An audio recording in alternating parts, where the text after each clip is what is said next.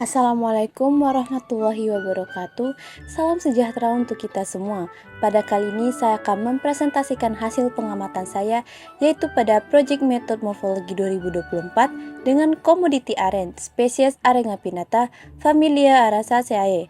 Sebelumnya, perkenalkan, nama saya Dewi Fitri Ramadhani, MPM S1J023036, dengan dosen pengampu Dr. Insinyur Uswatun Nurjana MP, Program Studi Agroekoteknologi Fakultas Pertanian Universitas Bengkulu tahun 2024. Yang pertama ada morfologi akar.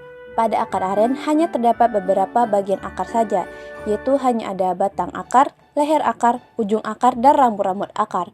Fungsi batang akar itu sebagai tempat masuknya zat hara dan air dari tanah. Fungsi leher batang yaitu menghubungkan akar dengan pangkal batang. Dan yang ketiga yaitu ada ujung akar, yaitu akar paling mudah untuk menembus tanah dan mengadakan pertumbuhan. Dan yang terakhir rambut-rambut akar. Adanya rambut-rambut akar ini, bidang penyerapan akar menjadi amat diperluas sehingga banyak air dan zat makanan yang dapat dihisap. Sistem perakaran aren yaitu serabut.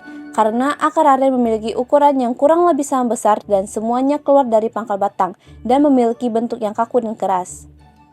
Sifat dan tugas khusus aren yaitu adalah aren termasuk akar tunjang karena akar-akar tersebut tumbuh dari bagian bawah batang dan ke segala arah dan seakan-akan menunjang bagian batang ini agar tidak roboh.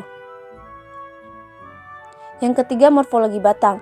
Tumbuhan aren termasuk tumbuhan jelas berbatang karena batangnya tampak jelas dan juga aren adalah tumbuhan berbatang kayu karena terdiri dari banyak lignin.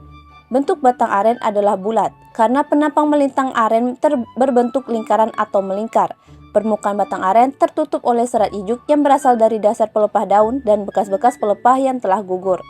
Arah tumbuh batang aren yaitu tegak lurus karena pohon aren tumbuh ke atas membentuk sudut 90 derajat. Aren termasuk tumbuhan tahunan atau menahun karena memiliki umur panjang dan dapat hidup selama beberapa tahun.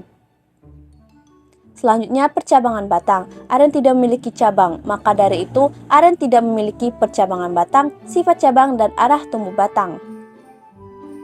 Selanjutnya, morfologi daun. Berdasarkan kelengkapan daun, aren termasuk daun berpelepah karena hanya memiliki pelepah daun dan helaian daun saja, tidak memiliki tangkai daun.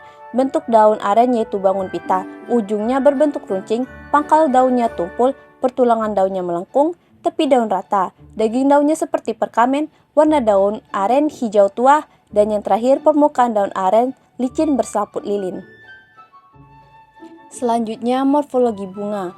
Bunga memiliki beberapa fungsi yaitu sebagai polinasi dan fertilisasi, juga untuk propagasi keturunan atau penyebaran. Bunga aren termasuk bunga tidak lengkap karena pada bunganya tidak memiliki mahkota.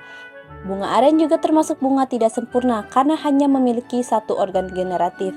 Maka dari itu, ada bunga jantan dan bunga betina berada di tandan yang berbeda.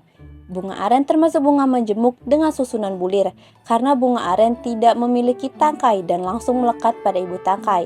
Aren termasuk tumbuhan berumah satu karena pada individu terdapat bunga jantan dan bunga betina. Letak periantum aren adalah hipogin, yaitu hiasan bunga tertanam pada bagian dasar bunga yang lebih rendah daripada tempat duduknya putik. Simetri bunga yaitu beraturan karena dapat dibuat banyak bidang simetri untuk membagi bunga itu dalam dua bagian yang setangkup. Bentuk retikulum aren yaitu bentuk mangkok karena kelopak dan tajuk bunganya lebih tinggi letaknya daripada putik. Bentuk kelopak aren yaitu bercangap karena memiliki fungsi sebagai pelindung putik dan tepung sari bunga sebelum bunga itu mekar. Bentuk mahkota aren tidak ada karena aren tidak memiliki mahkota. Benang sari aren yaitu tepung sari dengan jumlah yang banyak. Kepala putik tumbuhan aren biasanya memiliki satu putik pada satu bunga. Penyerbukan aren adalah sistem penyerbukan tetangga karena serbuk sari yang jatuh di kepala putik berasal dari bunga lain pada tumbuhan itu juga. Perantara penyerbukan aren adalah serangga dan angin. Serangga yang hinggap pada bunga dapat membantu penyerbukan dan angin yang berhembus dapat membawa tepung-tepung sari terbang dan hinggap di bunga lainnya. Selanjutnya, morfologi buah.